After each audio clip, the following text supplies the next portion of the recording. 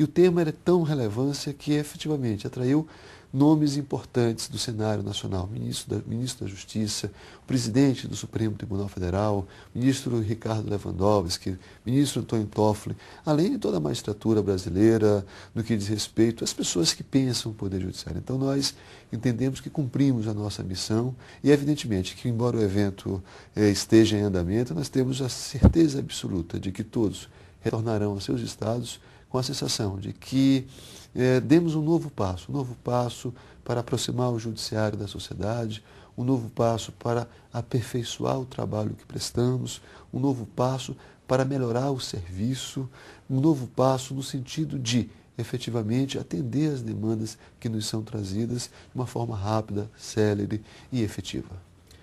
Doutor, o judiciário aqui se dividiu em vários subtemas, planejamento estratégico, procedimentos, buscando ferramentas dentro desses dois eixos que foram traçados, gestão e democracia, ferramentas que dessem mais eficiência a esse poder que muitas vezes paga uma conta que não é dele. Né? É verdade. Olha, hoje eu diria que o juiz brasileiro ele vive um verdadeiro paradoxo.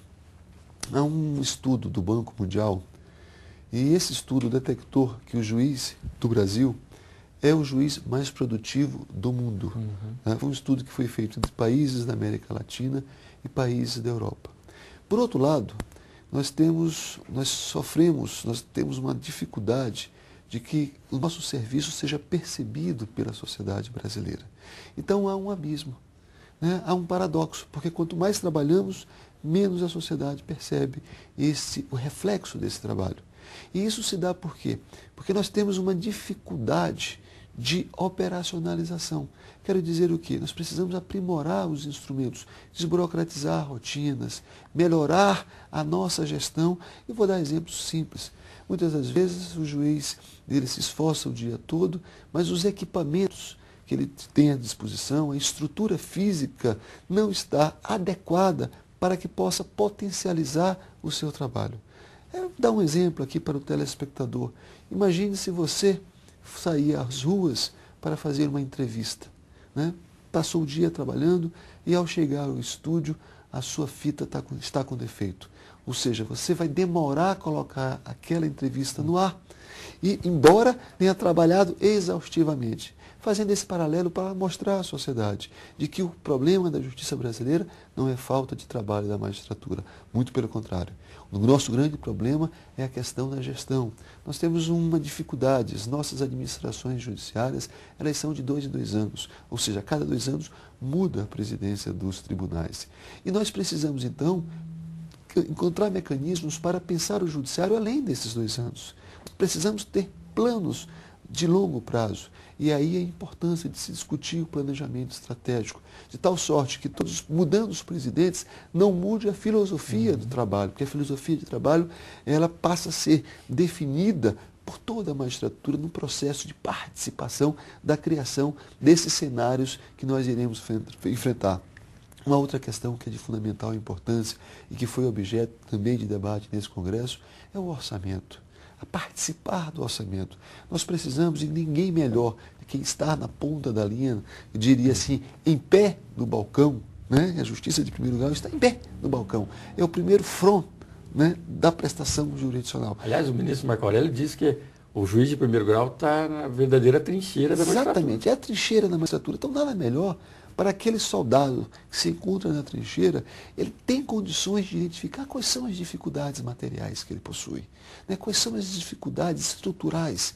E ouvir esse magistrado certamente enriquecerá o planejamento planejamento estratégico e enriquecerá e permitirá construir um orçamento que efetivamente atenda às demandas para que o serviço, para que aquele esforço do magistrado possa ser potencializado. É sem dúvida alguma. Nós precisamos, e a AMB está cumprindo esse papel, de refletir sobre a questão da morosidade. Morosidade, eu posso assegurar, não é falta de trabalho. Volto a insistir. Morosidade hoje, no âmbito do judiciário, ela se deve principalmente à necessidade de pensarmos melhor o judiciário, de que as práticas elas se alonguem além dos 2 anos de mandato da presidência. Doutor Gervásio, uma questão candente, quase todos os magistrados se debruçam nisso, é legislação. O Brasil é tido por especialistas.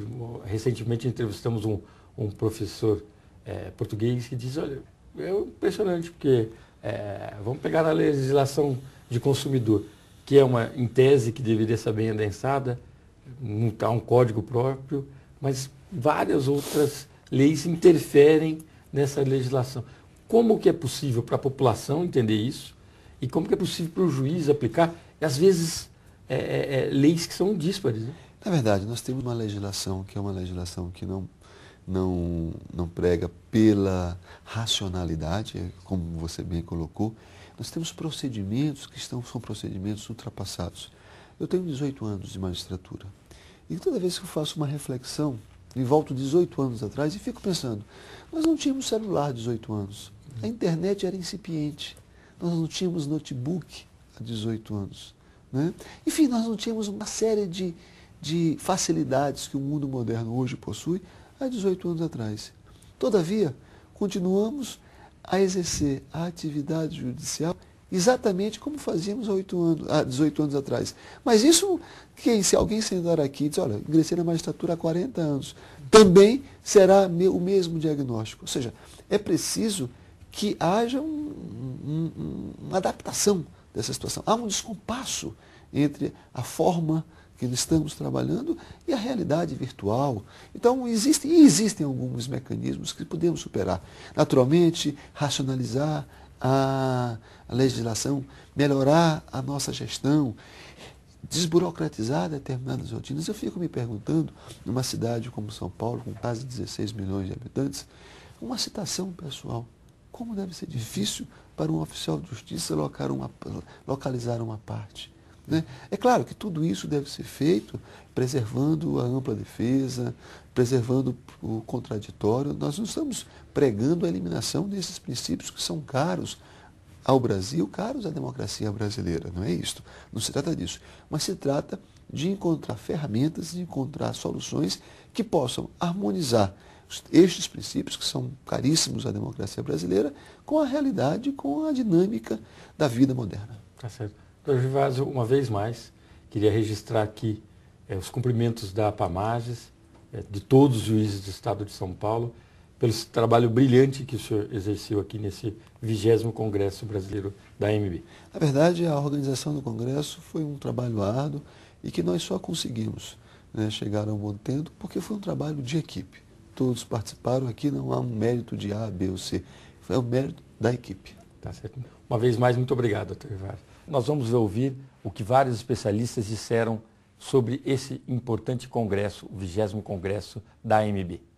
Ministro, qual o valor de um congresso desse discutindo democratização do Poder Judiciário? É um valor extraordinário, por um duplo motivo. De uma parte porque democratização do Poder Judiciário para a população significa acesso à justiça, significa acessibilidade, significa, portanto, a aproximação do cidadão comum de todo o aparato judiciário que é um instrumento de preservação, de afirmação e defesa dos seus direitos. De outra parte, porque a democratização do Poder Judiciário, certamente à medida que melhora a vida interna do Poder Judiciário, que melhora a qualidade da sua administração mais compartilhada, produz efetivamente juízes mais confiantes, juízes mais voltados para a sua missão constitucional e legal e juízes, portanto, mais sensíveis àquilo que ocorre fora do âmbito do Poder Judiciário. Democratização é isso, é uma força positiva para dentro e também uma abertura positiva para fora. O ministro do Supremo Tribunal Federal e principalmente magistrado oriundo de São Paulo. Qual a sensação de ter um congresso brasileiro da AMB sendo realizado aqui no estado de São Paulo? Eu acho extremamente importante, sobretudo em razão do tema que está sendo debatido aqui neste congresso, que é a gestão democrática do Poder Judiciário. E aí nós temos um tema dividido em dois subtemas, na verdade. O primeiro grande tema é o tema relativo à gestão, à administração, e nada mais